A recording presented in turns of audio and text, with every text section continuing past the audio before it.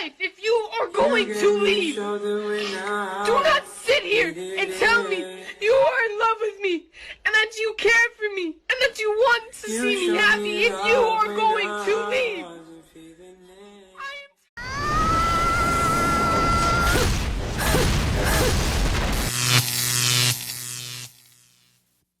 Welcome to The Wall. In today's video, we'll be looking at women over 30 who are being damaged by loneliness and single life. But before we begin, make sure to leave a like and drop a comment below. Your support helps this channel keep growing. Let's get started. Nothing humbles a man faster than realizing the woman he took for granted is still the woman that everybody wants. I call it baddie amnesia because so often access breeds entitlement. He thought he was entitled to a woman like you until that access is taken away. But that's not when he regrets it. When he starts to regret losing you is when you go on and you do better. Because so long as you're down in the dumps, he feels justified. He still thinks that the grass is greener on the other side. But when you build in silence and you let your success speak for you, that is actually what guts him like a fish. Because you become a walking contradiction of the story he tells himself to go to bed at night. Because what he wants to believe is that you are too much. But when you go on and you level up, your excellence exposes his mediocrity. And so you become a trigger. And the woman who triggers a man controls his mind. Now he gets to watch you from the nosebleeds when he knows he used to have backstage access. And that is a kind of pain he will carry in his chest till the day he dies. Stop it. Get some help. You think you're way more important than you really are. Women act like they're the only ones with a pretty face, but these days, thanks to clothes, makeup, plastic surgeons, and the fitness world, attractive women are everywhere. So why do these women think a man with a stable life is going to suffer over one single woman, when the easiest thing in the world is to replace her with another one? Woman, stop acting like you're the main character. Am I the only one that feels like we are kind of at war with men right now? Or like, I'm feeling very against men right now. I think all of you hate me.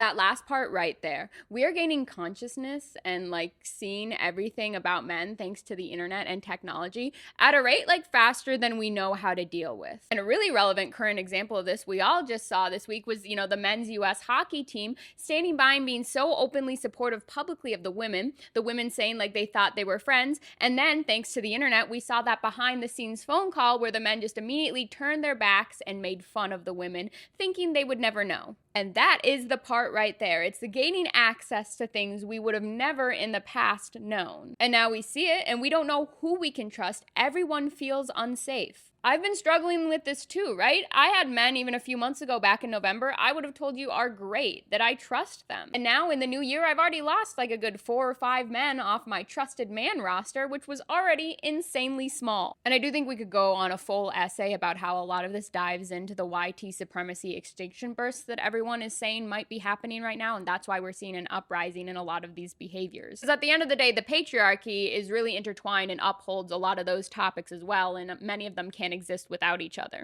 So when you see an extinction burst of one, it wouldn't be shocking to me that we're seeing an extinction burst of all of them. And if you don't know what that is, in short summary, it's when you have a behavior and a reward, obviously, but then you withdraw that reward in order to try and change the behavior. And obviously that upsets that group. So you see an intense increase of the behavior, hopefully for a short enough period of time. That's the thought of where MAGA was probably born out of. And the only way to continue to curb this is to double down and keep putting pressure on them to change. I do think at the end of the day, it's a combination of access to knowledge they never thought we would have, and also maybe this extinction burst theory that's going around.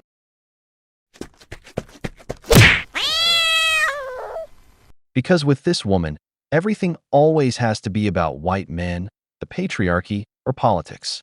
Woman, you're lonelier than the sun at noon. Those friends you lost didn't abandon you for no reason. They turned their backs on you because you seem unbearable to be around. And let's be honest, do you know how exhausting it is being friends with a feminist like that? No matter what a woman does, she'll always find a way to justify it, because somehow, in her twisted logic, it's always the man's fault. I'm telling you, the wall is hitting hard. Women. If a man is telling you that he values peace above all else, I want to let you know, not in every case, but in a lot of cases, what he means by that is finding a woman that is silently going to tolerate all of his disrespect. Seeing a lot of grown women crying on this app over men? Yeah, that's why I don't date. Someone once told me that going on a first date is basically asking for a huge target to be painted on your back. You're basically asking to be sniped. So, stay safe, don't date, sedate. Have a good. The level of brainwashing a woman must have to think that a man who has peace in his relationship is only there because she tolerates disrespect is insane. The truth is, today there are two types of women. There's the feminine woman, the one who does acts of service, takes care of her husband, and knows how to turn a home into a sanctuary of peace. And then there are women like this one. Women who bring no peace, who are a constant headache, who think they deserve everything just because they exist. Those women can stay alone. Let the wall deal with them, because the wall shows no mercy. I said I wouldn't talk about my dating life on here, but I feel like I cannot be the only one who feels alone in this. Just went on a first date, and this is no offense to this man, obviously. Perfectly fine, normal, lovely date. It's getting to the point, though, that that's the problem. Like, there's just nothing happening. And I just feel no sparks and no chemistry with people, and I feel bad. Because I feel like it's just me. I'm going out with really handsome, accomplished, interesting people, and I feel nothing. I feel like I'm just another girl. Like I'm one of a million and there's just nothing special about me. Probably not presenting that great either. Not like that sparkly or interesting or like dynamic at all because I'm just so depleted. I know my person's out there, but starting to really question if I even have it in me to find them anymore. I listened to Maisie Neely's book today, and through all of the hardships she had, she just kept going and kept dating and kept seeing people, and I admire people so much that have that in them because I just don't have it in me. I thought I was safe and I thought I was done, and like having to do this again just feels like work every time I go on a date. It feels like so hard. This is a woman who ended up regretting her divorce. She's one of those women who thought the grass would be greener on the other side. Apparently, her gardener never showed up because now she's slowly withering away. It's ironic. You'd think that with age, women would become wiser and make better use of their best years, but no.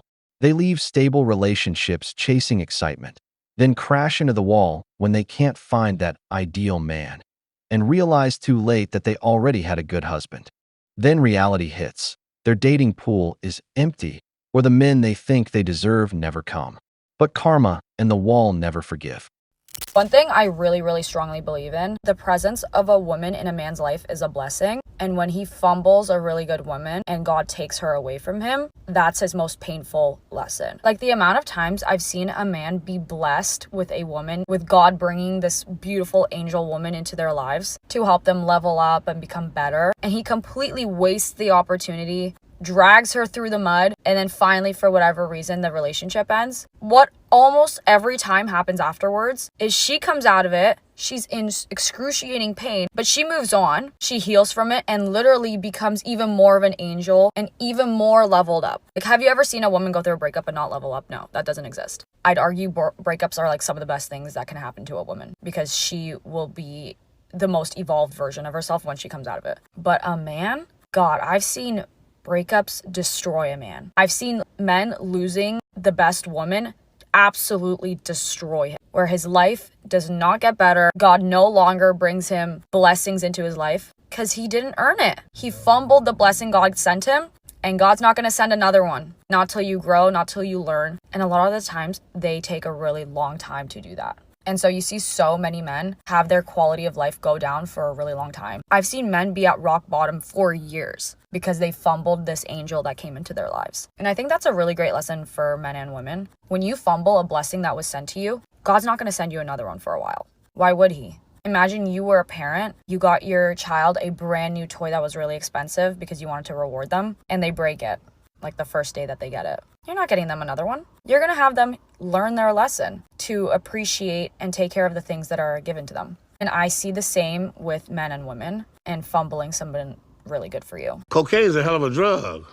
That sounds beautiful in theory, but I've seen the opposite happen far more often. Don't get me wrong. A good woman in a man's life is a blessing. She can give him direction, a family, and maybe the stability he needs to become a better man. But sometimes the opposite happens. Sometimes the enemy is inside the house. Someone who destroys you at your highest point, emotionally and financially. Someone two-faced, who knows your weakest moments and uses them against you. Like I said, there are plenty of divorced men who, if God told them, "This woman will be your blessing," would hand her right back without thinking twice. One of the biggest things that can send a woman into a rage is when she tries to explain to a man how he made her feel, and then he tells her that she is crazy. This is where you will see what crazy actually is. That man never wanted you, girl. I don't enjoy saying that. He was smart, though. He kept you close enough to think that he actually wanted you there, which he did, by the way. He really did want you there, but he wanted you crying and over-explaining and performing, and not because he loved you, but because his ego is so dark and damaged that you were super useful to all of that. You were such easy validation for him, and that was hard for him to let go of. Not because he loved you specifically. It's because you were just so available. You were low-hanging fruit to that man. You were very easily manipulated into believing him. And he was smart. Like I said, he rejected you just enough to keep you wondering and chasing. And then when he did come back, you thought, he does like me. He is choosing me. And girl, no. You are not being chosen. You are being recruited to go through all this BS and to have to perform because it's so good to him to watch you for his ego. And you need to realize that him ignoring you isn't the push and pull tug. It's not romantic tension. It's truly emotional manipulation. And crying over breadcrumbs, girl, be so done with that, because somebody that really loves you, that man would never, ever, ever confuse you. He would make sure that you know he's choosing you. You have to be so done with trying to convince somebody that you're a good girl, that you love him, that you would treat him so right. Because girl, all that man was doing was benefiting from you doubting yourself. So once you wake up, you're not losing him. He's losing out on a woman who finally realized her worth. Women who love dating the Chad always have the same mindset. He'll change for me. They think the bad boy is suddenly going to become a different man just because she entered his life, when in reality, she's just another girl in the rotation. But they get addicted to the emotional roller coaster. That dopamine rush the Chad gives them keeps them attached, so they become the ones who can't let go. And that's why you see so many divorced women today who can't connect with stable, healthy men. They come out damaged after the Chad leaves them behind. At that point, they don't need another relationship. They need therapy because they come out broken. We've reached the end of the video, but before we go, the questions are for you. Why do single women always blame men, but never examine their own choices? Would you rather have a feminine woman or an independent woman? Why? If you enjoyed the video, make sure to leave a like, subscribe to the channel, and turn on notifications. Your support means a lot to us and motivates us to keep creating more content. Stay tuned for the next video on the wall.